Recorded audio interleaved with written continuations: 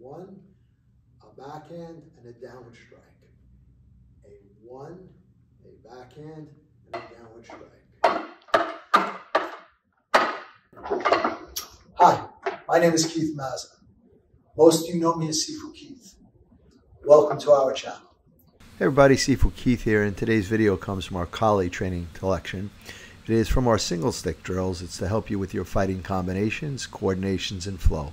But before we get there, I need you to go over the boxes, click like and subscribe, and click the bell to always to be kept up with our latest videos.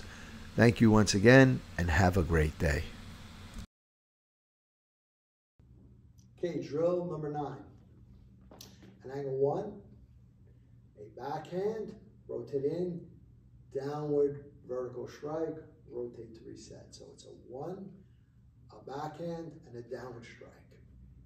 A 1, a backhand, and a downward strike. Let's do some numbers. 1, 2,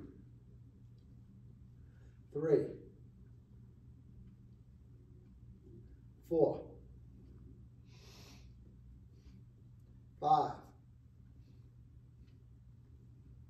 6, 7, 8, 9, and 10.